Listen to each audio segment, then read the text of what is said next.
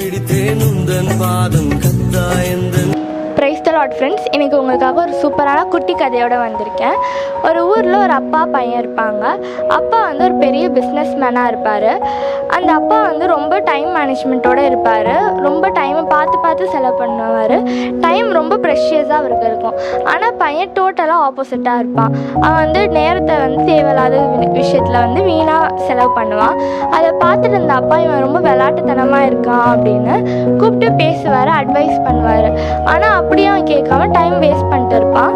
So இதை பார்த்துட்டு இருந்த அப்பா எனக்கு எப்படியாச்சும் புரிய வைக்கணும்னு சொல்லிட்டு ஒரு நாள் அந்த பையனை கூட்டிகிட்டு ஒரு பார்க்குக்கு போவார்.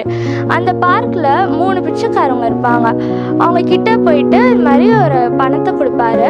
அப்போ அந்த பையன் நினைப்பான், நம்ம 1 ரூபா கூட கேட்டால் கொடுக்க மாட்டார் அப்பா, இவங்களுக்கு இவ்வளோ கொடுக்குறாரு அப்படின்னு நினைப்பான். அந்த அப்பாவுக்கு புரியுது இது மாதிரி இவன் நினைக்கிறான்னு. ஆனால் அதை பெருசாக எடுத்துக்காமல் எதுவுமே பேச மாட்டார். அமைதியாக அந்த பையனை திருப்பி வீட்டுக்கு கூட்டிகிட்டு வந்துடுவார். அப்படியே டைம் போகுது, நாட்கள் போகுது. 6 மந்த்ஸ் கழித்து திருப்பி அந்த பையனை வந்து அப்பா கூட்டிகிட்டு பார்க்குக்கு போவார். அந்த பார்க்கில் 3 பிச்சைக்காரங்களும் இருந்தவங்க ஒருத்தவங்க தான் இருப்பாங்க.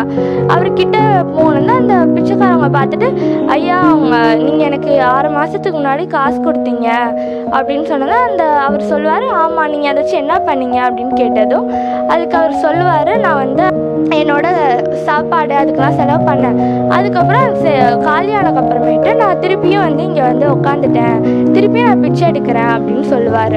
உடனே உங்கள் கூட இந்த 2 பேர் எங்கே அப்படின்னு கேட்கும் போது அவர் சொல்வார், ஒருத்தர் எங்கே இருக்கான்னு எனக்கு தெரியல, ஆனால் இங்கேருந்து நேராக வந்து ஒரு ஐஸ்கிரீம் கடை இருக்குல்ல, அதோட ஓனராக ஒருத்தர் இருக்கான் அப்படின்னு சொல்லுவார். உடனே அந்த அப்பா வந்து பையனை கூட்டிகிட்டு ஐஸ்கிரீம் ஷாப்புக்கு போவார். அந்த கடைக்கு போனதும் ஓனர் வந்து ஓடி வருவார்.